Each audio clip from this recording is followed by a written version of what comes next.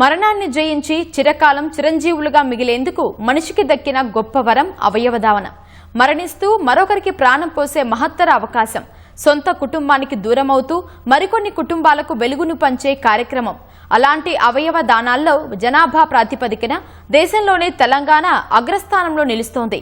ఈ ఏడాది ఇప్పటికే 100కు పైగా అవయవ దానాలు పూర్తి చేసింది. ఆ వివరాలను ఇప్పుడు తెలుసుకుందాం. ఆ పూట ఆకలిని తీర్చేది అన్నదానం. ఆర్థిక స్తోమతను బట్టి చేసేది గోదానం, భూదానం, విద్యాదానం. కాని కళ్ల ముందే అయినవారు దూరమవుతున్నా ఆఖరి మజిలీలో కన్నీటి సంద్రాలను దాటుకుని మరొకరి జీవితాన్ని నిలబెట్టేందుకు చేసే ప్రయత్నమే అవయవదానం. ఆ ఒక్క దానం ఎందరో జీవితాల్లో వెలుగును పంచుతుంది.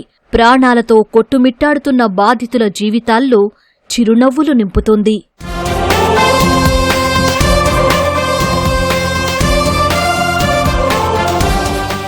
జీవన్ దాన్ పేరుకు తగ్గట్టే ఎందరికో ఆయువు పోస్తోంది. రాష్ట్రంలో 2013లో ప్రారంభమై ఏటా 100 మందికి సరికొత్త జీవితాన్ని ప్రసాదిస్తోంది. పంజాగుట్టలోని నిమ్స్ ఆసుపత్రి నోడల్ కేంద్రంగా రాష్ట్రంలోని ప్రభుత్వ, ప్రైవేటు ఆసుపత్రులను అనుసంధానం చేస్తూ అవయవ దానాలను ప్రోత్సహిస్తోంది జీవన్ దాన్.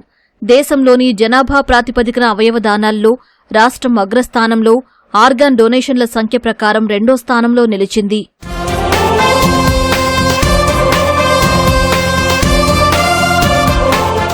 అనేక రాష్ట్రాల్లో కూడా అవయవదానం బాగా పెరుగుతున్నాయి. గత 10 ఏళ్లలో ఇంత వేగంగా మార్పును మేము చూడలేదు, ఊహించలేదు కూడా. తమిళనాడు మాత్రమే చాలా అత్యధికంగా చేస్తూ ఉండేది. కేరళ, కర్ణాటక, మహారాష్ట్ర, ముంబై, గుజరాత్తో పోటీ పడుతూ తెలంగాణ కూడా చాలా ఎక్కువగా అవయవదానంలో ముందుగా ఉంటుంది. అవయవదాన ప్రక్రియ అత్యంత ప్రధానమైనటువంటి చట్టరీత్యా శాస్త్రీయపరమైనటువంటి ప్రక్రియ మన దేశంలో. దానికోసం తోట యాక్ట్ అంటూ 1994లో ప్రారంభించబడింది.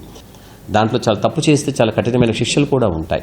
సో కాబట్టి ఎవరు ఇవ్వాలి, ఎవరు కూడా ఉంటుంది. కాబట్టి మీరు తెలిసిన విషయాలన్నీ కూడా మాట్లాడుకోవడానికి లేదు. కొంతమంది అంటారు మా బంధువులు చనిపోయారండి, వాళ్ళు మాకే ఇద్దామనుకుంటున్నారంటే అది కూడా చెల్లదు. సో కాబట్టి ఒక పద్ధతి ప్రణాళిక ప్రకారం మన భారతదేశంలో చట్టాల ప్రకారం నేషనల్ అంతా కూడా నేషనల్ ఆర్గాన్ ట్రాన్స్ప్లాంటేషన్ యాక్ట్ ఒకటి ఉంటుంది. అలాగే స్టేట్లో సోటో అని ఉంటుంది.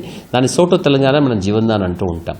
సో మేము వాళ్ళ అవయవాలు సేకరించిన తర్వాత ఏ ఆసుపత్రికి ఇవ్వాలి, ఎప్పుడు ఇవ్వకూడదని చెప్పగలి ఒకటి ఉంటుంది. సో కాబట్టి ఇది మన దేశంలో జరుగుతున్నటువంటి అవయవదానంలో జరిగినటువంటి ప్రక్రియ. ఈ ఏడాది జూన్ చివరి నాటికి సుమారు 108 మంది ఆర్గాన్ డొనేషన్లు చేయగా అందులో 155 కిడ్నీలు, 99 లివర్, 13 గుండె, 86 కార్నియా, 57 లంగ్స్ కలిపి మొత్తం 412 అవయవాలు దానం చేశారు. ఒక వ్యక్తి నుంచి మొత్తం 8 రకాల అవయవాలు స్వీకరించే అవకాశమున్నా జీవన్ దాన్లో రిజిస్టర్ అయిన వారికి అవసరమైన ఆర్గాన్స్ దృష్టిలో ఉంచుకుని అవయవాలు స్వీకరిస్తారు. రాష్ట్రంలో అవయవదానాల సంఖ్య గణనీయంగా పెరుగుతున్నా ఎప్పటికీ వేలాది మంది సహాయం కోసం ఎదురు చూస్తున్నారు.